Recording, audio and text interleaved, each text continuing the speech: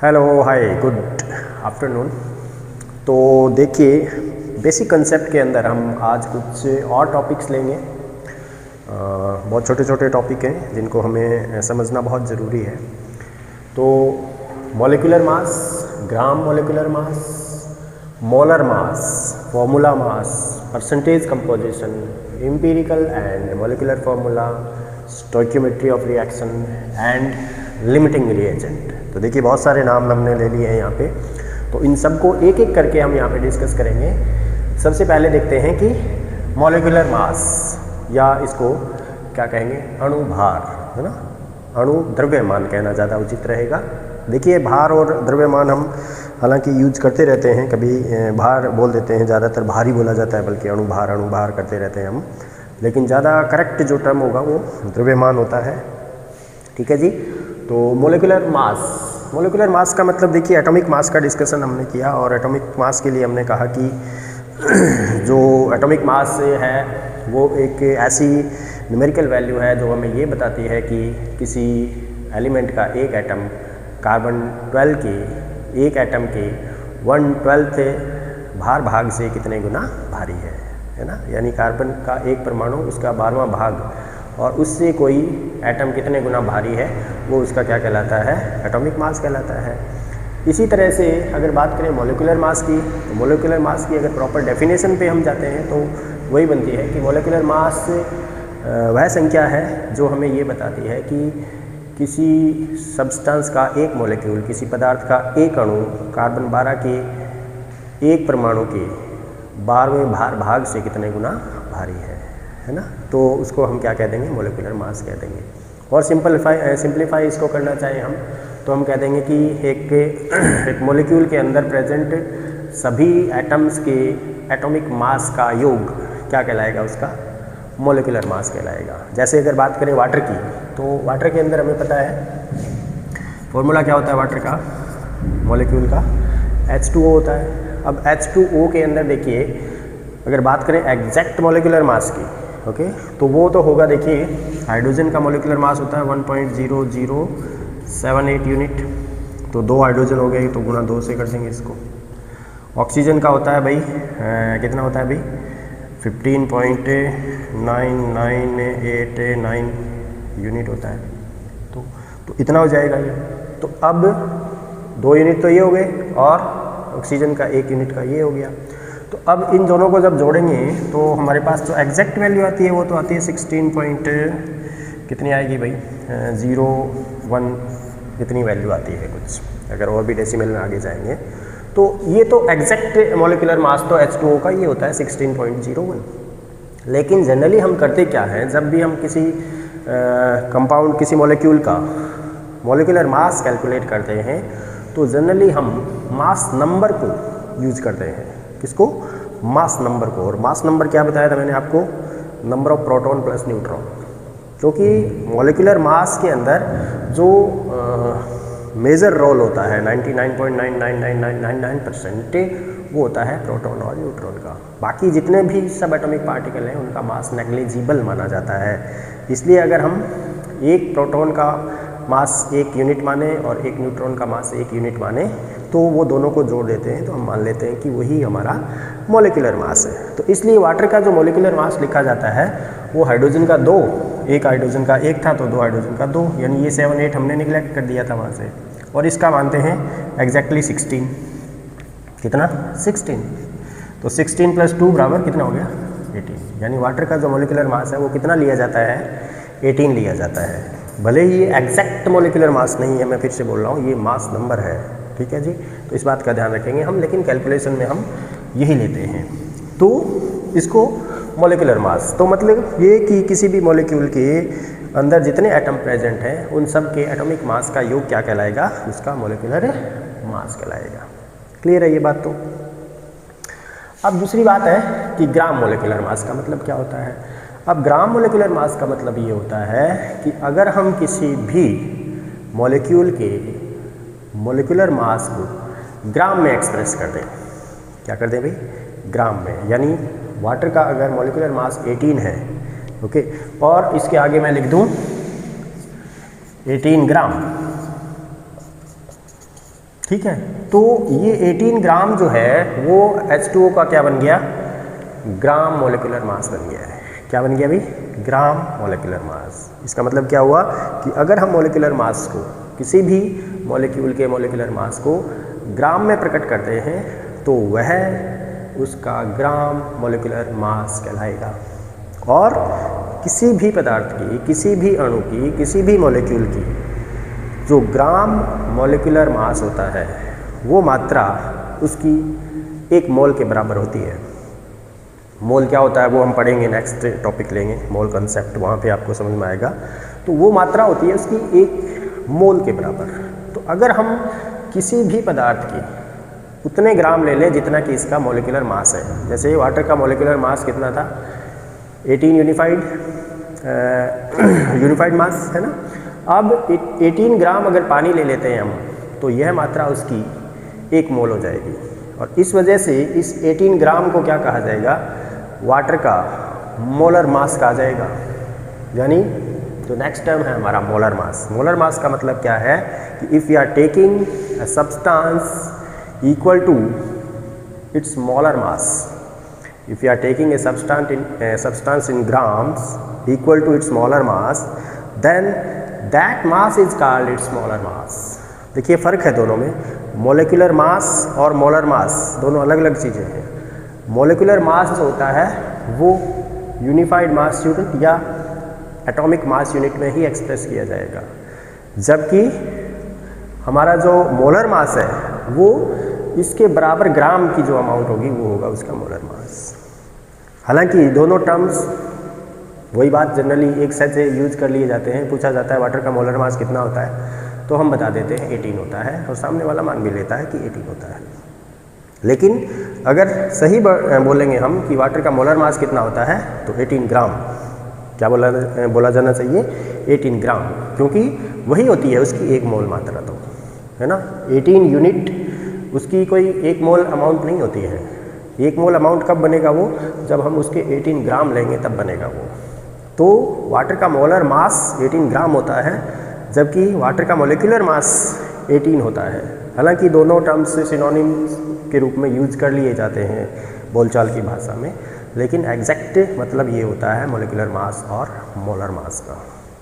Okay, mind it, remember it. Okay, उसके बाद molar mass के बाद बारी आती है कि फॉर्मूला मास। तो फॉर्मूला मास जो टर्म है, देखिए जनरली वो किसके लिए यूज किया जाता है, आयनिक कंपाउंड में जनरली हम मोलिकुलर मास की जगह क्या यूज करते हैं, फॉर्मूला मास। क्योंकि कभी कभी होता क्या है आयनिक कंपाउंड्स के अंदर, आयनिक कंपाउंड्स उस तरह से मॉलिक्यूल के रूप में नहीं होते हैं। जैसे वाटर का एक मॉलिक्यूल H2 होता है, इसका मोलर मास हमने कैलकुलेट कर लिया। NaCl में अगर हम देखेंगे तो एक NaCl का जो आयन है वो 6 Cl आयन से घिरा रहता है इस तरह से, और एक ये आपका ये माइनस माइनस हो गए सारे Cl। एक Cl जो है वो फिर से 6 Na+ से घिरा रहता है इस तरह से, है ना। तो इसका जो सिंपलेस्ट रेशियो बनता है वो बनता है NaCl, है ना। इसका जो सिंपलेस्ट रेशियो है NaCl का कंपाउंड, ये नहीं कि NaCl की डिस्क्रिएट यूनिट वहाँ पे अलग अलग यूनिट वहाँ पे पड़ी रहती हैं। तो इस तरह के जो कंपाउंड होते हैं आयनिक कंपाउंड, उनका जो आयन्स का सिंपलेस्ट रेशियो जो उसका फॉर्मूला बनता है एक्चुअली, उसको फिर अगर हम एक्सप्रेस करें उसके मोलिकुलर मास को, तो उसी को बोल दिया जाता है फॉर्मूला मास। क्या बोला जाता है उसको फिर, फॉर्मूला मास। जैसे NaCl है तो NaCl का फॉर्मूला मास क्या होगा, Na का एटॉमिक मास और क्लोरीन का एटॉमिक मास 50 कितना होता है, 8.5 होता है ना। 23 ये हो गया और है 35.5 क्या हो गया, क्लोरीन का हो गया। तो कुल मिलाकर के 58.5 होता है इसका क्या, फॉर्मूला मास। दूसरी वजह क्या है कि NaCl को अगर हम सॉल्यूशन में लेंगे तो NaCl रहेगा ही नहीं, ये क्या बन जाएगा, Na+ बन जाएगा और Cl- बन जाएगा। यानी फॉर्मूले अगर हम बात करें पानी के अंदर तो NaCl जैसी कोई यूनिट होती नहीं है पानी के अंदर, तो वहाँ पे हम कहेंगे कि फिर फॉर्मूला मास वर्ड यूज करते हैं, क्योंकि यहाँ पे तो फॉर्मूला ये है Na+ और Cl- अलग अलग हो गए दोनों जी। तो हम इसका क्या लें फिर, मोलिकुलर मास। तो तो हम फॉर्मूले पे आते हैं तब कि इसका फॉर्मूला NaCl होता है, इसलिए फॉर्मूला मास यूज़ करते हैं सब। बात समझ में आ गई? आयनिक कंपाउंड में यूज़ करते हैं। कई बार क्या होता है किसी भी जैसे कॉपर सल्फेट और इसके साथ मान लीजिए कितने वो जुड़े रहते हैं आपके वाटर मॉलिक्यूल हैं, तो वाटर मॉलिक्यूल मान लीजिए कहीं पे तो N वाटर मॉलिक्यूल इसके साथ एडजॉर्ब्ड है, इसके साथ N वाटर मॉलिक्यूल या 4 या 5 या 6 मान लीजिए वाटर मॉलिक्यूल इसके साथ एडजॉर्ब है, यानी अधिशोषित हैं इसके साथ। तो इसका फॉर्मूला मास तो वाटर को इंक्लूड करते हुए लिखा जाएगा फिर, है ना। कई बार क्या होता है CuSO4 ही होता है, यानी सारे पानी उड़ा दिए हमने गर्म करके इसको, तो ये फॉर्मूला मास इसका फिर ये होता है।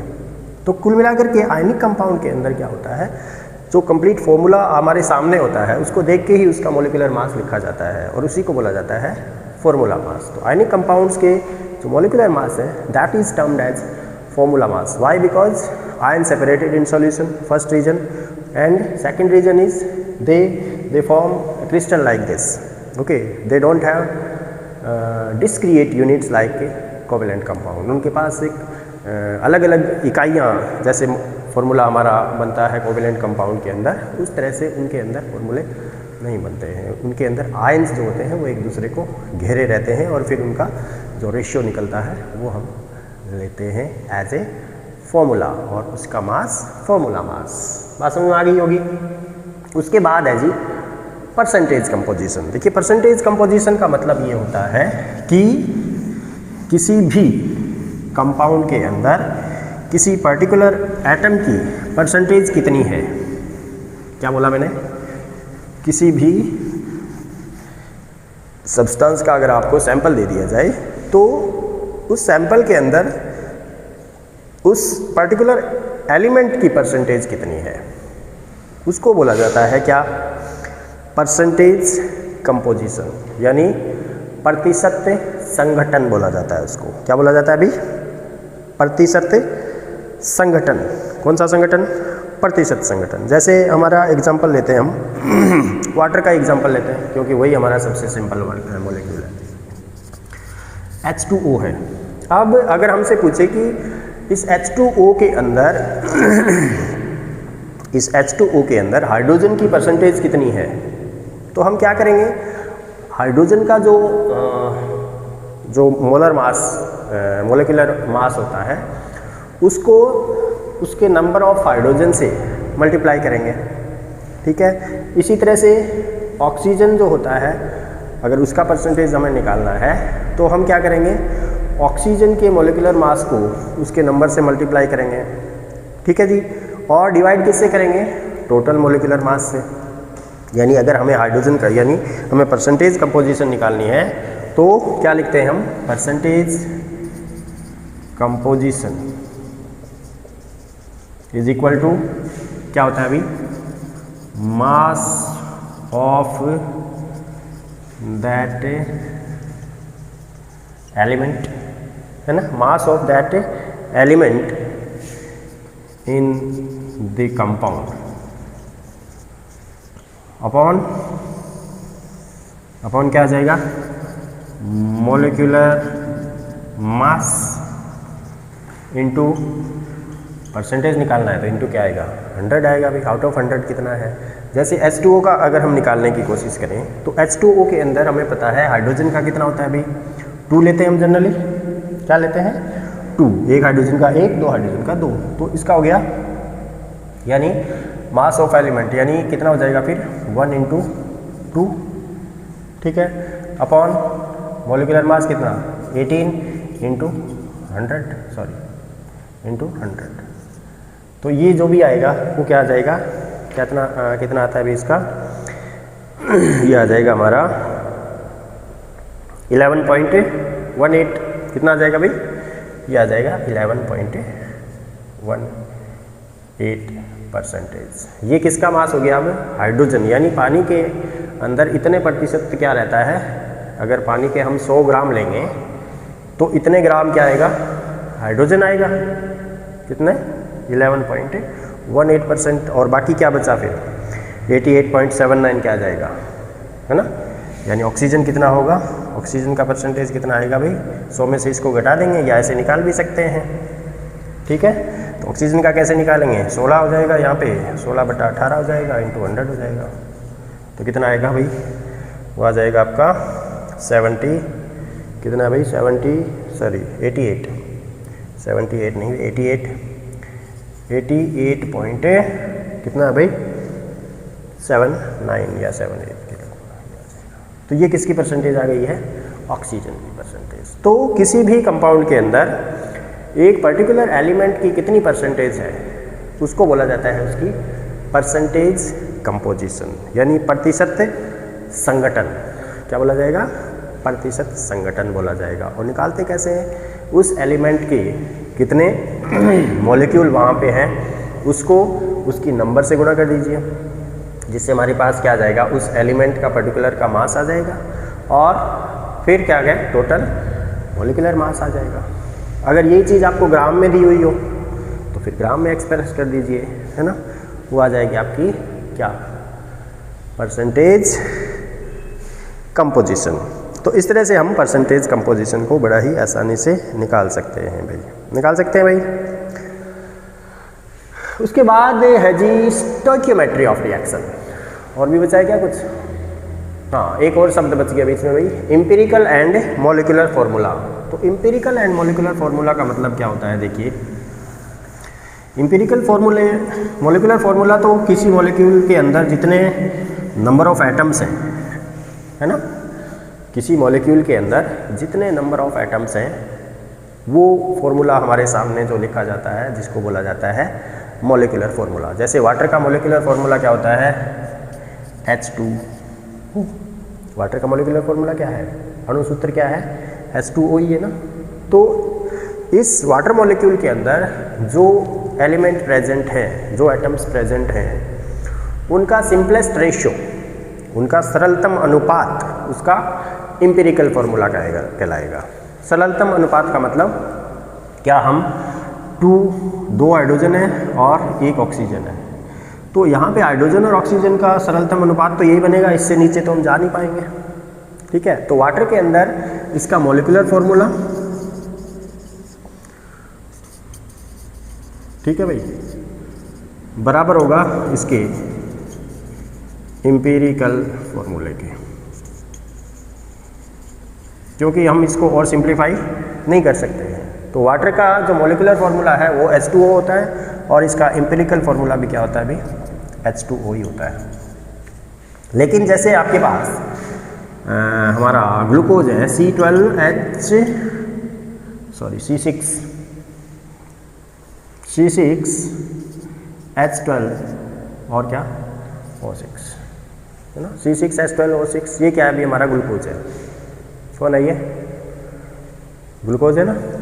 तो इस ग्लूकोज के अंदर देखिए अगर बात करें नंबर ऑफ कार्बन की तो वो कितने, 6, हाइड्रोजन की 12 और ऑक्सीजन फिर से 6। तो अब हम इसको सिंप्लीफाई कर सकते हैं ना, नंबर कार्बन 6 से अगर भाग दे दें सबको तो कार्बन 1 बचेगा, हाइड्रोजन 2 बचेंगे और ऑक्सीजन 1 ही बचेगा। तो इसका ये तो हो गया मॉलिक्यूलर फॉर्मूला और ये हो गया एम्पिरिकल फॉर्मूला, है ना। एम्पिरिकल फॉर्मूले का मतलब हुआ कि the simplest ratio of atoms present in A molecule is called its empirical formula, यानी मूलानुपाती सूत्र बोलते हैं इसको। कौन सा अनुपाती, मूलानुपाती सूत्र बोला जाता है। तो मूलानुपाती सूत्र क्या है, कुछ नहीं है, उसका जो एटम्स किसी भी मॉलिक्यूल के अंदर या किसी कंपाउंड के अंदर प्रेजेंट है उनका सिंपलेस्ट रेशियो, उनका सरलतम अनुपात जो है एटम्स का, वो क्या कहलाता है, एम्पिरिकल फॉर्मूला कहलाता है। क्लियर है, एम्पिरिकल फॉर्मूला मतलब समझ में आ गया ना। इसका सिंपलेस्ट रेशियो हो गया ये, इसका तो यही होगा, इससे नीचे आ नहीं सकते हम। एक आपका नेचुरल नंबर आएगा C1H2O1, this is empirical formula of glucose, है राइट। तो ये आपके एम्पिरिकल फॉर्मूला और मॉलिक्यूलर फॉर्मूला। मॉलिक्यूलर फॉर्मूला का मतलब total number of atoms present in A molecule, एक मॉलिक्यूल के अंदर कुल जितने परमाणु उपस्थित हैं वो उसका मॉलिक्यूलर फॉर्मूला कहलाएगा। तो ग्लूकोज का मॉलिक्यूलर फॉर्मूला तो ये हुआ C6H12O6 और एम्पिरिकल फॉर्मूला क्या हुआ C1H2O1, ठीक है। उसके बाद एक टर्म और दिया हुआ है स्टोइकियोमेट्री ऑफ रिएक्शन। स्टोइकियोमेट्री को हिंदी में बोला जाता है, बहुत ही बढ़िया सा शब्द है, मैंने याद किया है, रस समीकरण मिति, है ना, कौन सा, रस समीकरण मिति ऑफ ए अभिक्रिया, अभिक्रिया की रस समीकरण मिति। तो रस समीकरण मिति का मतलब ये होता है कि एक बैलेंस्ड केमिकल इक्वेशन, जो एक संतुलित रासायनिक समीकरण होती है, उसके अंदर रिएक्टेंट और प्रोडक्ट के मोलों की संख्या, क्या, रिएक्टेंट और प्रोडक्ट के मोलों की संख्या क्या कहलाती है, उस समीकरण की रस समीकरण मिति कहलाती है, स्टोइकियोमेट्री कहलाती है। जैसे अगर बात करें हम मीथेन को जलाते हैं, चलो है ना भाई, CH4 प्लस O2, जलाने के लिए क्या चाहिए भाई, O2 चाहिए, कार्बन डाइऑक्साइड बनती है, हाइड्रोकार्बन को जब भी जलाते हैं और साथ में क्या बनता है, वाटर बनता है। अब इस समीकरण की अगर बैलेंस्ड करने की बात करेंगे, तो जब भी किसी हाइड्रोकार्बन, सैचुरेटेड हाइड्रोकार्बन को आप जलाते हैं, तो उसका तरीका क्या होता है, मैं आपको बता देता हूँ आसान सा। जितने कार्बन हो उतने कार्बन डाइऑक्साइड बनाइए, ओके, जितने उसके अंदर हाइड्रोजन है उतने वाटर को बैलेंस कर दो। 4 हाइड्रोजन थे, 4 हाइड्रोजन वाटर के बना दिए आपने, 2 दूनी 4 और ऑक्सीजन, वाटर के मॉलिक्यूल बना दिए। अब बचा कौन, ऑक्सीजन, वो यहाँ पे बैलेंस कर दो, 2 ऑक्सीजन हो गए और 2 और 2 4 हो गए, तो 2 दूनी 4 हो गए, ठीक है। अब देखिए यहाँ पे 1 मोल, यहाँ पे 2 मोल, यहाँ पे 1 मोल और यहाँ पे 2 मोल वाटर बन रहा है, ठीक है।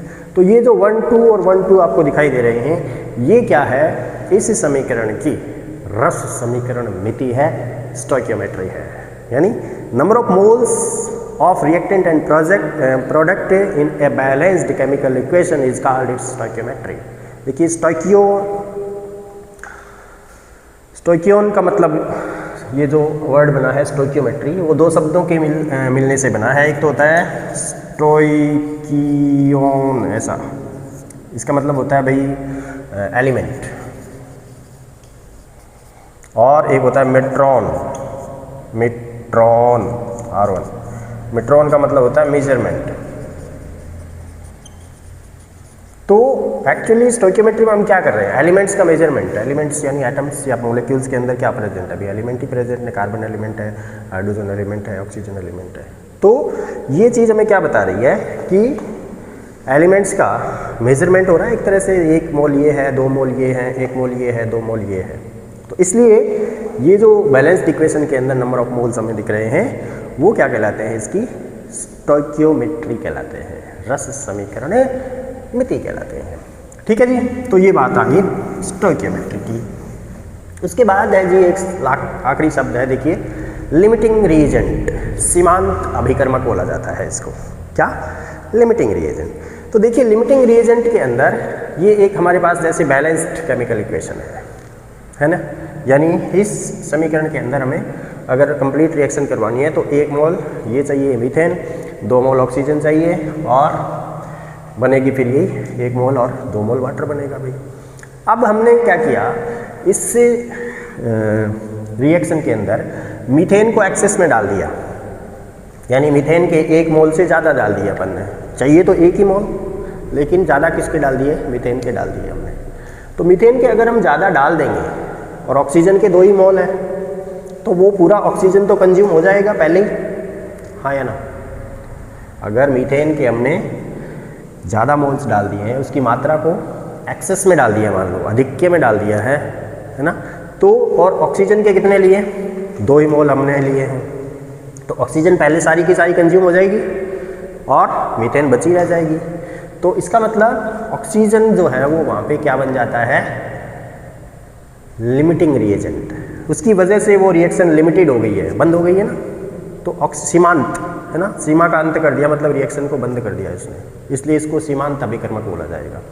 तो किसी भी केमिकल रिएक्शन के अंदर वह रिएजेंट जो 100% कंज्यूम हो जाए, जो 100% कंज्यूम हो जाए, अगर एक दूसरा रिएजेंट एक्सेस में है या उसकी मात्रा ज़्यादा है तब, है ना, बराबर बराबर लिया है तब तो लिमिटिंग रिएजेंट कोई नहीं रहेगा। यानी बैलेंस्ड इक्वेशन के अनुसार अगर हम नंबर ऑफ मोल्स लेते हैं तो यहाँ पे कोई भी लिमिटिंग रिएजेंट नहीं है। ये कब होता है, जब एक की मात्रा हम आधिक्य में ले लें। अगर ऑक्सीजन आधिक्य में ले लेंगे तो ये पहले खत्म हो जाएगा, तो ये लिमिटिंग रिएजेंट बन जाएगा, और इसकी मात्रा ज़्यादा लेंगे तो तो ये ऑक्सीजन पहले खत्म हो जाएगा, तो ये लिमिटिंग रिएजेंट बन जाएगा। यानी किसी रिएक्शन के अंदर वह रिएजेंट जो 100% कंज्यूम हो जाए और दूसरा रिएजेंट बचा रह जाए, तो उसकी वजह से वह रिएक्शन क्या हो जाती है, लिमिटेड हो जाती है, बंद हो जाती है, और उसी को बोला जाता है लिमिटिंग रिएजेंट, सीमांत अभिकर्मक। क्या बोलेंगे भाई? सीमांत अभिकर्मक बोलेंगे। बात समझ में आ गई क्या आपको? The reactant which get consumed limits the amount of product formed and is therefore called the limiting reagent। यानी वो रिएक्टेंट जो कंज्यूम हो जाता है और उसकी वजह से फिर प्रोडक्ट की जो मात्रा है वो क्या हो जाएगी भाई, लिमिटेड हो जाएगी, और उसी को क्या बोला जाएगा, फिर जो रिएक्टेंट कंज्यूम हो गया था उसको क्या बोला जाएगा, लिमिटिंग रिएजेंट बोला जाएगा। तो ये सारे टर्म्स देखिए बहुत छोटे छोटे लेकिन बहुत इंपॉर्टेंट टर्म्स थे, सारे का पता हमें अच्छी तरह से होना चाहिए। मैं समझता हूँ आप तक बात पहुंची होगी, है ना भाई? इनको अगर नहीं पहुंची है तो लेक्चर को आप दोबारा देख सकते हैं, तिबारा देख सकते हैं, जब तक पूरी बात आपके समझ में नहीं आ जाए इसको देखते रहना चाहिए और समझने की कोशिश करनी चाहिए। एनसीईआरटी की बुक ज़रूर पढ़नी चाहिए। ठीक है भाई? तो हंसते रहिए, मुस्कुराते रहिए, केमिस्ट्री पढ़ते रहिए। Thank you very much for watching.